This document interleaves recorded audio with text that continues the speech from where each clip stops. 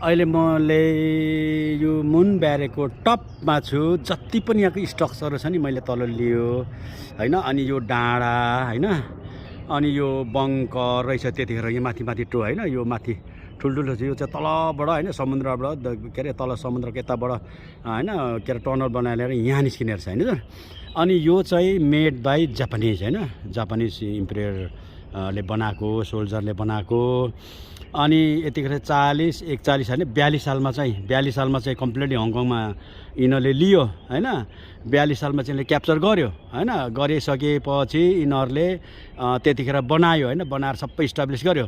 अनि 42 43 44 45 3 वर्षसम्म चाहिँ हङकङमा यिनीहरूले आफ्नो मुद्रा पैसा चलायो हैन। स्कुलिङहरू सबै गभर्मेन्ट चलायो। अनि पछि 45 सालमा 1945 सालमा चाहिँ जसले ब्रिटिसले सेकेन्ड वर्ल्ड जितेपछि यिनीहरू हारेर उठाइसकेपछि, यिनीहरू सरेन्डर गरेपछि गइसकेपछि पछि त्यहाँबाट ब्रिटिसले क्याप्चर गर्यो हैन। ब्रिटिसले क्याप्चर गरिसकेपछि पछि हङकङलाई के हो सेभ भयो नि त्यो हङकङमा सेभ भएर पछि अनि ब्रिटिसले चाहिँ हङकङ कोलोनी बनाएको हैन हजुर। अनि त्यस्तो छ। अब यो कस्तो बनाएको स्ट्रक्चर त्यो टाइममा हेर्नुहोस् त, मेटेरियलहरू के कस्तो बनाएको। अब सबै यो चाहिँ के भन्छ पिडब्लु हो हैन, पिडब्लु प्रिजन अफ वार हैन। जति पनि लडाइँमा क्याप्चर भएको मान्छेहरू राख्ने हो क्या यो प्रिजन अफ वार भनेको चाहिँ। त्यस्तो प्रकारले बनाएको हैन। त्यो टाइममा अब कस्तो थिएछ आर्किटेक्चर, कस्तो थिएछ त्यतिखेरको इन्जिनियर कस्तो थिएछ। लु हेर्नुहोस् हजुर, लु हेर्नुहोस्। अब मौकै छ नि फलामको लगाएपछि कहाँ जाने हैन। अब यतिखेर चाहिँ प्रिजन अफ वार चाहिँ अब को जति पनि ब्रिटिस सोल्जरहरू हैन, जति पनि यहाँको सोल्जरहरू हैन अब क्याप्चर गरेर चाहिँ राख्ने ठाउँ हैन। त्यतिखेर 3 वर्षसम्म चाहिँ उसले शासनै चलाएको नि त हङकङमा त। उसको मुन्द्रै चलाएको भनेपछि हैन, रासन पानी कन्ट्रोल गभर्मेन्ट सबै गर्यो। 1945 मा के हो हारेपछि उसले सरेन्डर गरेपछि उसले छोड्यो हैन। लु हेर्नुहोस् हजुर के हो आम्मा त्यतिखेर अब के बिस्तारै ड्याममै के अरे के भन्छ पक्रियो थुन्थ्यो। कस्तो त्यतिखेर हेर्नु त आम्मा त्यतिखेर कङ्क्रिटहरू हैन, त्यतिको रिभार बुन्नेहरू मान्छे कस्तो कडा थिएछ इन्जिनियरहरू के हैन। आम्मा भनेको त जमानामै तिनीहरू त अनि खतरा नि त हौ हैन। अब लडाइँ कसरी गर्नुपर्छ, कसरी डिफेन्स लिनुपर्छ भन्ने कुरो हेर्नुहोस् त आम्मा डाँडामा हैन। म यहाँ चाहिँ आइपुगेको थिइनँ, तर अहिले पब्लिक खुल्लाको देख्छ साह्रै राम्रो हजुर। एउटा ज्ञानको कुरा पनि हो क्या हैन हजुर, ज्ञानको कुरा हो। अब यसरी सिभिलहरू यसरी हेर्नु आउँछ हैन, उनीहरूको देश पहिला कसरी के गरे, हाम्रो देश कसरी चाहिँ लुटेको रहेछ, हामीलाई के गरेको छ भन्ने कुरो अहिले यिनीहरूले कथाहरू चाहिँ यसरी घुम्छ कि। अब हाम्रो मान्छेलाई त थाहा हुँदैन हैन। अब यिनीहरू चाहिँ अब यसो टुर लिएर हैन, टुर भएर आउँछ यिनीहरू हैन। अब त फोटोसोटो पनि खिच्छ के पनि गर्छ हैन। यस्तो हो क्या। अनि आफ्नो हिस्ट्री चाहिँ म को हो र म कहाँबाट आएँ हैन, मेरो देश के हो हैन, मेरो माटो के हो, म कहाँ जन्मेको हो भनेर चाहिँ यसरी चाहिँ रिसर्च गर्छ क्या हैन। अब हामीलाई त नो थाहा है, नो थाहा।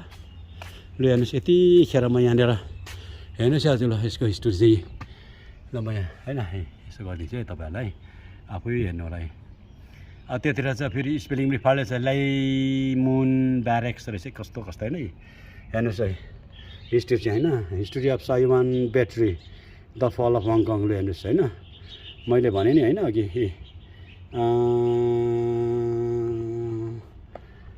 त्यो डाँडा यस्तो थिएछ है 1890 मा 1900 मा हैन। अनि हङकङ हार्बर चाहिँ 1890 देखि 1900 अनि यहाँ तल छ हैन। हैन तपाईँको लु हेर्नुहोस् surrender of the colony of 25 December 1941 हैन छोरी। लु हेर्नुहोस् मार्क बेङ हैन, the Japanese occupation of Hong लास्टेड 3 इयर्स 8 मन्थ उसले चाहिँ के हो राज्य गरेछ के हैन।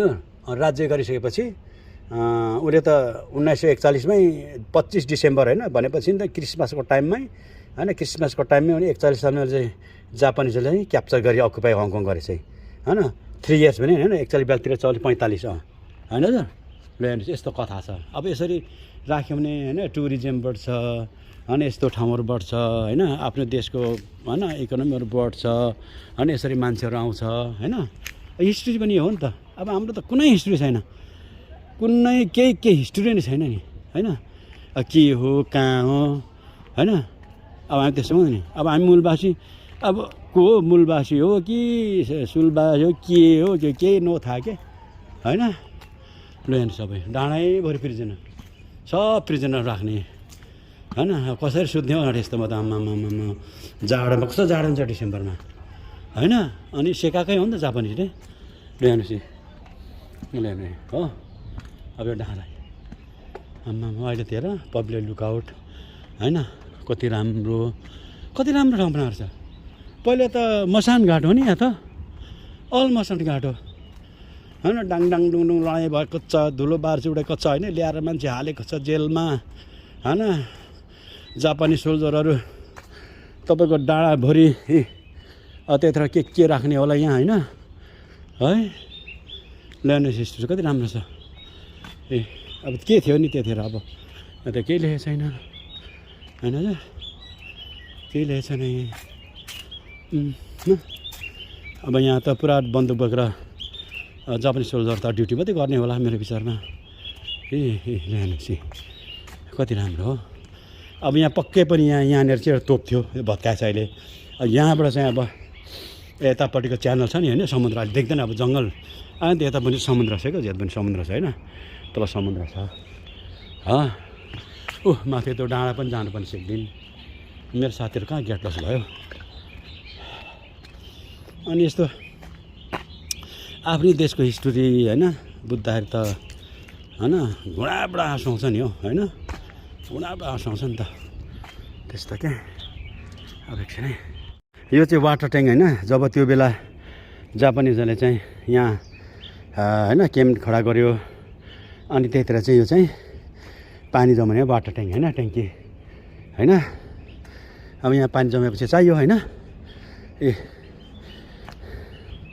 यहाँ टक टक टक टक गरेर कहाँको फिल्टर के गरेर यहाँबाट उगाउने छ होइन। कति ठुलो छ। अब यो चाहिँ एक सेक्सन हो होइन। अब पल्लो सेक्सनमा सेक्सन है एकछिन है। एक सेक्सन होइन। आयो भयो। अब यहाँ आमा यो कति ठुलो छ। यता अहिले पुरेर पो यस्तो भएको त्यही हेर्नु त। राम राम राम राम राम राम राम राम है। डाँडालाई त ढुटै पारेको छ नि त टाइममा हो। आमा लु हेर्नु बाफ्रे होइन। अब चाहियो नि त होइन। प्रिजनरलाई पानी चाहियो, यहाँको मान्छे सोल्जरलाई चाहियो होइन। अब यो समथिङ लेखेको छैन मेरो विचार। यहाँ सायद केही थियो होला आई थिङ्क। किन फलाउँछ नि त होइन। अलरेडी काटेर के हो यो छ यहाँ केही लेखेको छैन आई थिङ्क। यहाँनिर मिचरमा सानो आर्टिलरी हुनुपर्छ है।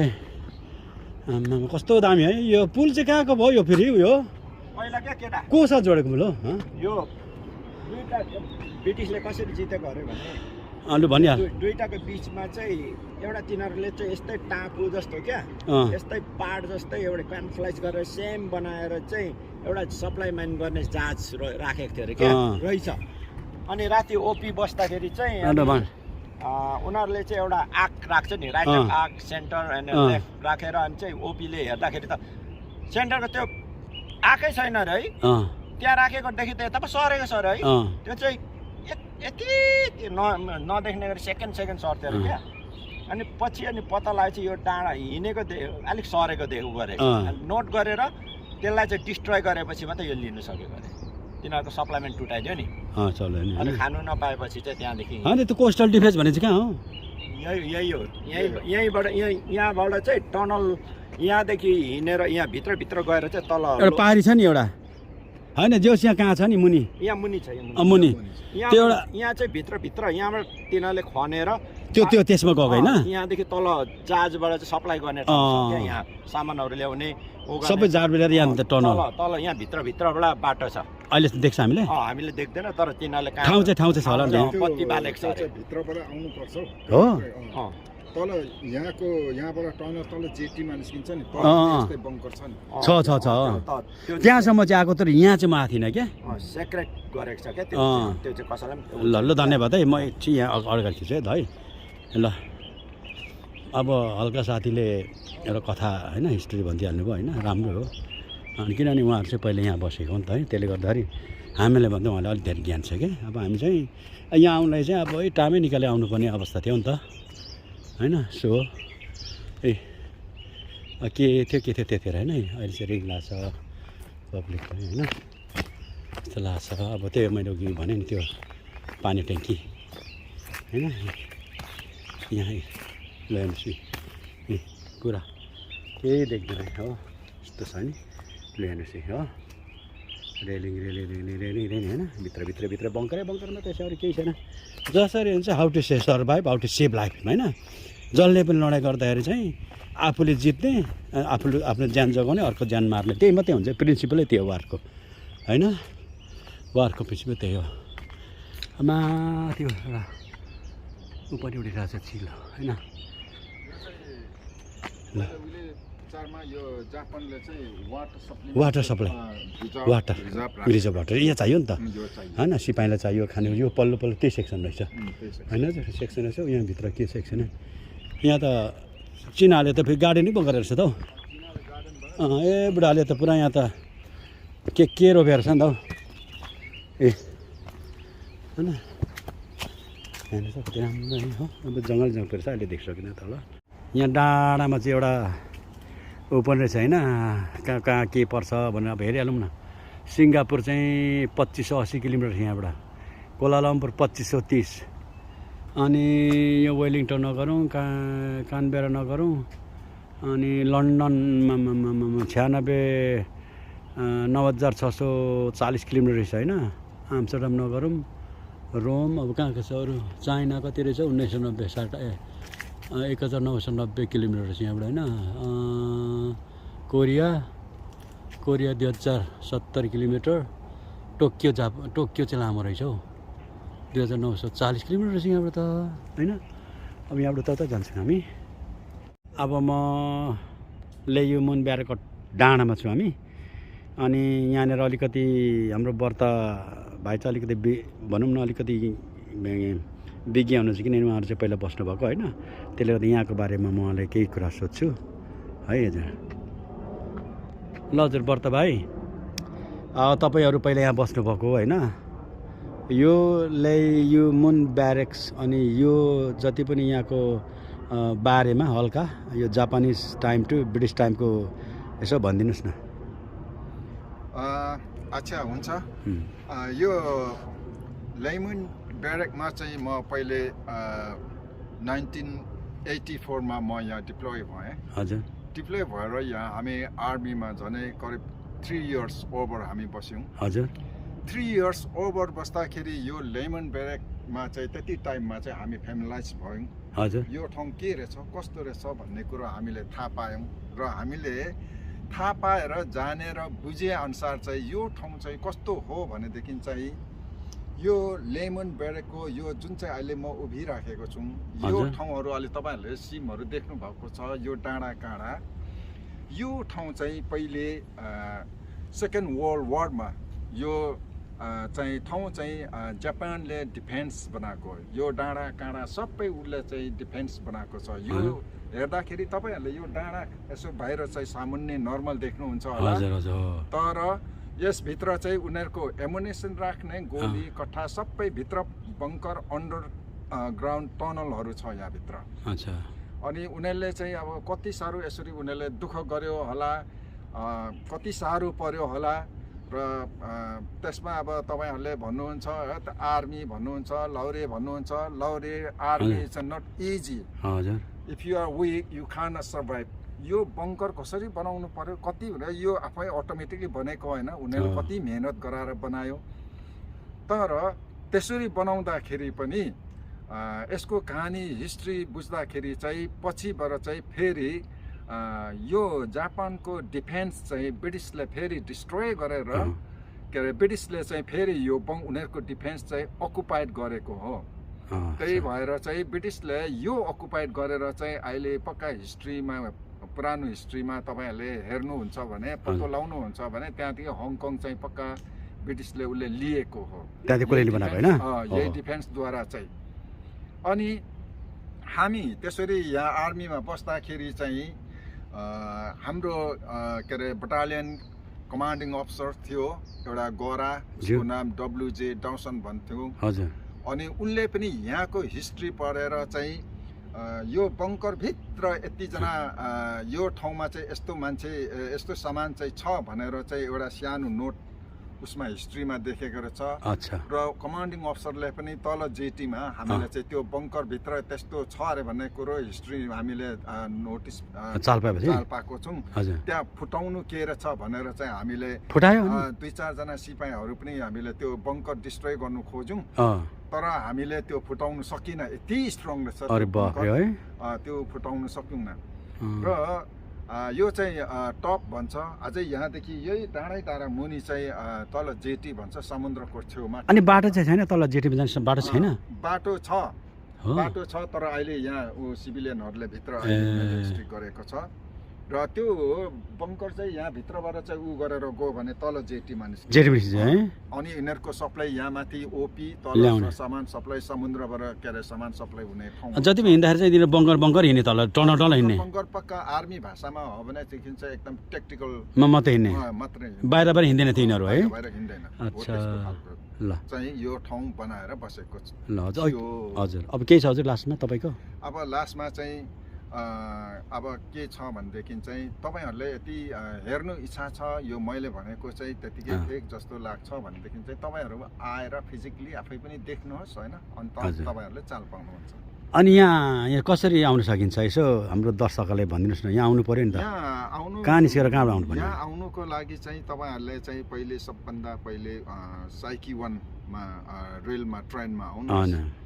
साइकी 1मा ट्रेनमा आएपछि एक्जिट एमा निस्किनुहोस्। हजुर।